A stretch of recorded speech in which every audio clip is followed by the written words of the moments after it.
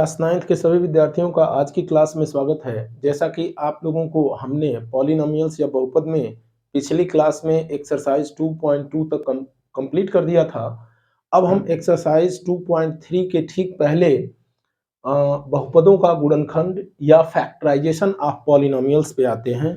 Suppose करिए आपको कोई पॉलिनोमियल px दिया हुआ है और इसमें यदि हम dx से डिवाइड कर रहे हैं और यदि ये qx के कोसेंट में आ रहा है और नीचे यहाँ पे रिमाइंडर आ गया rx, तो यहाँ से हम इस पूरे पॉलिनोमियल के इक्वेशन को किस तरह से रिप्रेजेंट करेंगे। ये रिप्रेजेंटेशन हमारा हो जाएगा px is equal to dx into qx, dx into qx और प्लस rx। इसको हम एक कंप्लीट क्वांटिटी से भी एग्जांपल के माध्यम से समझाने का प्रयास करेंगे। यहाँ पे px जो है पॉलिनोमियल है जिसमें किसी अनदर पॉलिनोमियल dx से डिवाइड किया जा रहा है, तो जो भागफल की वैल्यू आ रही है जिसको हम लोग क्वोशेंट कहते हैं, ये qx आ रही है और उसके बाद रिमाइंडर rx, रिमाइंडर यानी शेषफल यहाँ rx बच रहा है। तो इस पूरे इक्वेशन को हम रिप्रेजेंट कर सकते हैं px इज इक्वल टू, ये जो डिवाइजर है इसको कोसेंट से मल्टीप्लाई करेंगे dx इंटू qx और प्लस rx। आइए एक एग्जांपल हम न्यूमेरिक डिजिट का लेते हैं। यदि आपने 7 लिया और 7 को आपने 3 से डिवाइड किया, तो यहाँ से 3 का जो टेबल हम यहाँ यूज करेंगे 2 टाइम्स, तो 3 2 जा हो जाएगा 6 और 7 से 6 गया तो ये हो गया 1। यानी यहाँ पे जो डिजिट 7 है इसको हम लोग कैसे रिप्रेजेंट कर सकते हैं, 7 is equal to 3 into 2, 3 into 2 और प्लस रिमाइंडर 1। ठीक इसी तरह से ये जो डिवीजन रूल हम लोग न्यूमेरिक डिजिट पे पढ़ते हैं, यही डिवीजन रूल हम यहाँ पे पॉलिनोमियल पे अप्लाई किए हुए हैं। और ये जो रिप्रेजेंटेशन है, इस रिप्रेजेंटेशन को हम लोग remainder theorem representation of polynomial के नाम से जानते हैं। यानी कि किसी पॉलिनोमियल का फैक्टराइजेशन हम करेंगे, यदि इस तरह का रिप्रेजेंटेशन हम होगा तो उसको हम लोग रिमाइंडर थ्योरम रिप्रेजेंटेशन कहेंगे। रिमाइंडर थ्योरम या शेषफल प्रमेय के बाद अगला जो टॉपिक है हम लोगों का, ये गुणनखंड प्रमेय या फैक्टर थ्योरम के नाम से जाना जाता है। यदि आपको x माइनस a किसी पॉलिनोमियल px का एक फैक्टर है, तो उस केस में इस x की जगह यदि a हम सब्स्टिट्यूट कर लेंगे तो p of a equal to 0 हो जाएगा, ये आपको ध्यान देना है।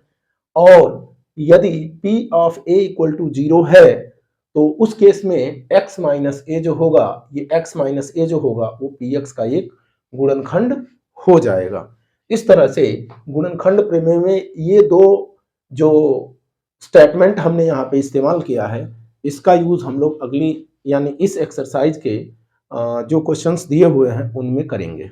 एक्सरसाइज 2.3 में क्वेश्चन नंबर 1 कह रहा है, दिखाइए कि निम्नलिखित बहुपदों में किस बहुपद का गुणनखंड x प्लस 1 है। यानी कि वेरीफाई करिए कि किस पॉलिनोमियल का जो फैक्टर होगा वो x प्लस 1 होगा। अभी हमने तुरंत ठीक इसके पहले फैक्टर थ्योरम बताया था, तो वहां पे बताया था यदि x प्लस 1 इसका फैक्टर होगा तो सबसे पहला काम हम लोग x plus 1 equal to 0 substitute करेंगे। अब सबसे पहले हम लोग इसको px कंसीडर कर लेते हैं। Let this is equal to px, तो ये हो जाएगा x cube plus x square plus x plus 1। अब यहाँ पे ये कह रहा है किस बहुपद का गुणनखंड या किस पॉलिनोमियल का फैक्टर x प्लस 1 है। तो यदि फैक्टर x प्लस 1 होगा तो उस केस में x प्लस 1 इक्वल टू 0, यहाँ से हम लोगों को x is equal to minus 1 मिलेगा। और x is equal to minus 1 इन चारों पॉलिनोमियल में जब वैल्यू सब्स्टिट्यूट करेंगे, जिस टोटल पॉलिनोमियल की वैल्यू इक्वल टू 0 हो जाएगी, वह पॉलिनोमियल का जो फैक्टर होगा x प्लस 1 हो जाएगा। और जिस टोटल पॉलिनोमियल की वैल्यू इक्वल टू 0 नहीं होगी, x is equal to minus 1 substitute करने पर, वह x प्लस 1 को फैक्टर के रूप में रिप्रेजेंट नहीं करेगा। यानी हम लोग आते हैं यहाँ पे x is equal to minus 1 इस इक्वेशन में रखते हैं, तो यहाँ हम लोगों को मिलेगा p ऑफ माइनस 1, ये हो जाएगी वैल्यू माइनस 1 का होल क्यूब प्लस माइनस 1 का होल स्क्वायर प्लस माइनस 1 और प्लस 1। इसको सिंप्लीफाई करें तो -1 हो जाएगा, +1 हो जाएगा, और ये ड्यू टू दिस -1 हो जाएगा और +1 हो जाएगा। इससे ये वैल्यू कैंसिल आउट, इससे ये value cancel out, that is equal to 0, यानी P ऑफ -1 की वैल्यू 0 हो गई। और जो ये शो कर रहा है कि x + 1 जो है इस पॉलिनोमियल का एक फैक्टर हो जाएगा। अब हम आते हैं क्वेश्चन नंबर 2 में। क्वेश्चन नंबर 2 में भी हम लोग सेम काम करेंगे। इसको हम लोग px कंसीडर कर लेंगे, तो यहाँ पे x के power 4 plus x cube plus x square plus x + 1 हो जाएगा। और यहाँ पे चूंकि हम लोगों को ये चेक करना है कि x + 1 इसका एक फैक्टर है कि नहीं है, तो यदि x + 1 इसका एक फैक्टर होगा तो x + 1 = 0, यानी x = -1। यही वैल्यू यहाँ पे भी हम सब्स्टिट्यूट करेंगे। P of -1 that is equal to -1 to the power 4 plus -1 to the power 3 plus -1 to the power 2 plus -1 और प्लस ऑफ 1। यहाँ पे ये वैल्यू हो जाएगी। इसको सिंप्लीफाई कर लेंगे। -1 टू द पावर 4 मीन्स 1 और -1 के पावर 3 मीन्स -1, और यहाँ हो जाएगा अगेन +1, यहाँ हो जाएगा -1 और लास्ट में दिया हुआ है +1। अब हम लोग देखेंगे यहाँ -1 और -1 दो बार है, यानी -2 हो जाएगा, बट 1 1 और 1 यानी +1 तीन बार है, तो 3 - 2 दैट इज इक्वल टू 1 हो जाएगा। यानी यहाँ से P - 1 की वैल्यू इक्वल टू 1 हो गई। Means P - 1 not equal to 0 कब? जब x + 1 = 0। यानी ये शो कर रहा है कि x + 1 इस पॉलिनोमियल का फैक्टर नहीं होगा। हम आते हैं क्वेश्चन नंबर 1 के पार्ट 3 में। यहाँ पे भी हम वही काम करेंगे। Px = पहले ये पूरा पॉलिनोमियल कंसीडर कर लेंगे, x to the power 4 plus 3x³ plus 3x² plus x + 1। और जब यहाँ पे हम x = -1 सब्स्टिट्यूट करेंगे तो देखेंगे -1 टू द पावर 4 प्लस 3 × -1 का होल क्यूब प्लस 3 × -1 का होल स्क्वायर प्लस -1 और +1।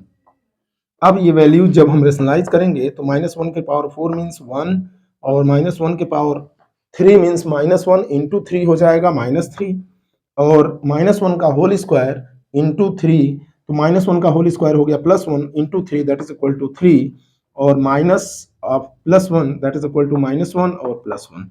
यहाँ हम लोग देखेंगे ये वैल्यू इससे कैंसिल आउट हो जाएगी, ये वैल्यू इससे कैंसिल आउट हो जाएगी। यहाँ पे भी ये टोटल वैल्यू P ऑफ -1 जो है क्या हो गई? इक्वल टू 1 आ गई, जो 0 के इक्वल नहीं है।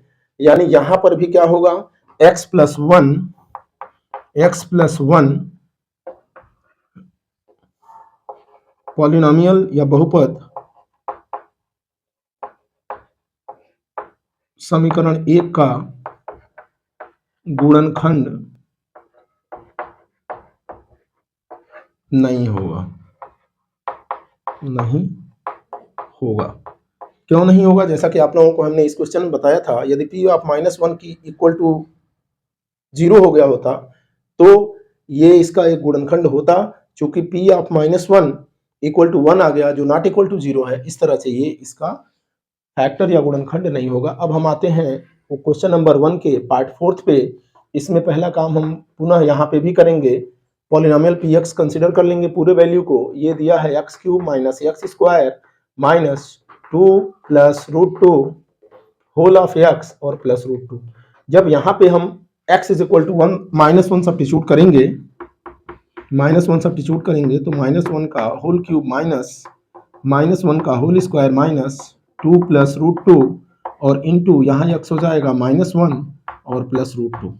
अब इसको ओपन कर लें तो हमको वैल्यू मिल जाएगी। -1 का होल क्यूब मीन्स -1, और यहाँ पे -1 का होल स्क्वायर मीन्स 1, और ड्यू टू दिस माइनस ये वैल्यू हो जाएगी -1।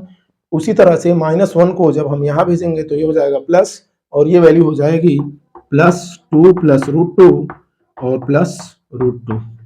अब यहाँ हम देख लें, ये -1 और -1 -2 हो जाएगा, -2 हो जाएगा, और +2 और प्लस ये √2 और ये √2 मिला के हो जाएगा 2√2। ये वाली वैल्यू इससे बैलेंस हो जाएगी और ये वैल्यू हो जाएगी 2√2।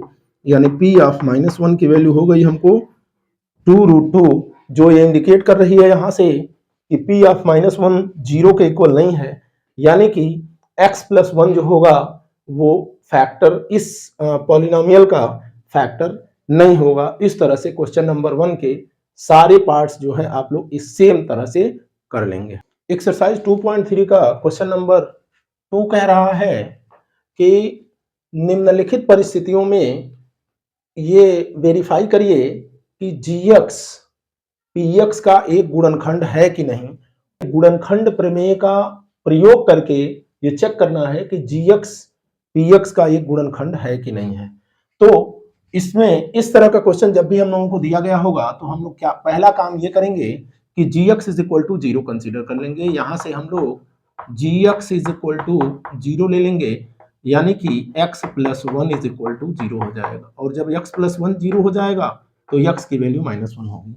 यदि यही x की वैल्यू -1 इसमें सब्स्टिट्यूट करेंगे, यदि ये टोटल वैल्यू इक्वल टू 0 आ गई तो जो gx होगा वो इस px का एक गुणनखंड हो जाएगा। और यदि ये x इज इक्वल टू -1 रखने पर ये जो p ऑफ -1 की जो वैल्यू आएगी यदि 0 नहीं हुई तो gx is equal to x plus 1 जो होगा वो px का कोई गुणनखंड या फैक्टर नहीं होगा, जैसा कि अभी इसके ठीक पहले वाले क्वेश्चन में हमने बताया था। तो आते हैं हम यहाँ पे, हम नोट डाउन करते हैं p ऑफ -1, ये हो जाएगा 2 होल -1 का होल क्यूब प्लस -1 का होल स्क्वायर -2 ऑफ -1 और -1। इसको सिंप्लीफाई कर लें तो -1 का होल क्यूब जो होगा -1 होगा, -1 इंटू 2 हो जाएगा -2, -1 का जो होल स्क्वायर होगा ये हो जाएगा +1 और -2 ऑफ -1 जो होगा वो +2 हो जाएगा और ये हो जाएगा -1।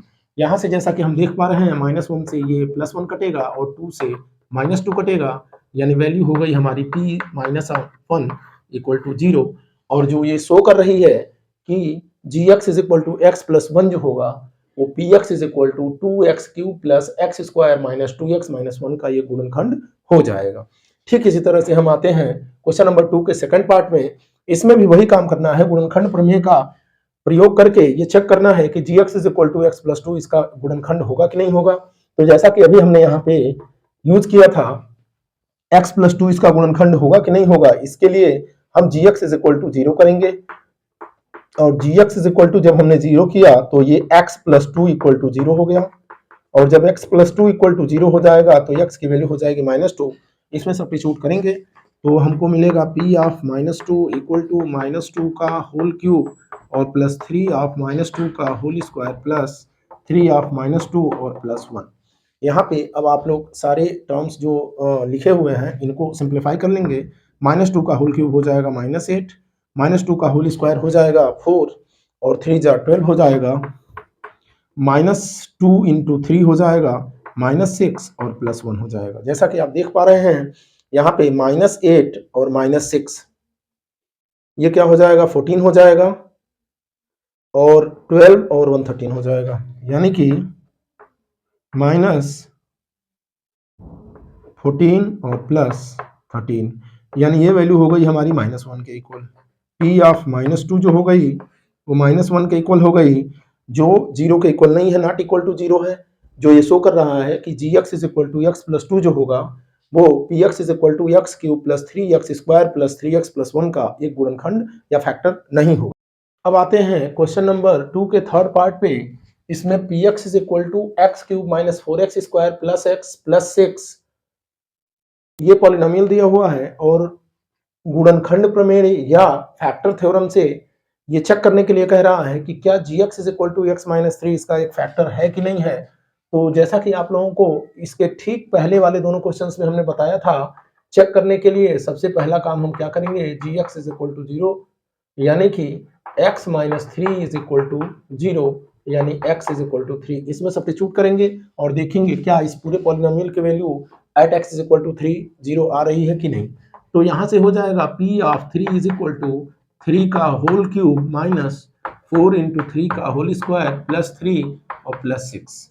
अब जैसा कि आप देख पा रहे हैं 3 3 जा 9 3 जा 27 हो गया ये, और ये हो जाएगा 3 3 जा 9 4 जा 36 और ये हो जाएगा +3 और +6। अब यहाँ पे हम पॉजिटिव क्वांटिटीज एक साथ अगर जो ले लें तो 27 प्लस में है और +3 है, 27 + 3 हो गया 30 और +6 हो गया 36, यानी कि ये वैल्यू हो जाएगी 36 - 36 दैट इज इक्वल टू 0। यानी पी ऑफ 3 की वैल्यू आ गई 0 के इक्वल, और जो ये शो कर रही है कि polynomial P X is equal to X cube minus 4x square plus X plus 6 का G X is equal to X minus 3 एक फैक्टर होगा। क्लास 9 के सभी विद्यार्थी आज की वीडियो को देखेंगे, इस पर बेस्ड जितने एग्जाम्पल्स हैं उनको करेंगे, और साथ ही साथ जो है ये वीडियो अपने बैचमेट्स को अधिक से अधिक फॉरवर्ड करेंगे, लाइक करेंगे, और इसके अलावा अगर जो कहीं किसी को कोई दिक्कत होती है तो कमेंट अवश्य करेंगे। वीडियो देखने के लिए बहुत बहुत धन्यवाद।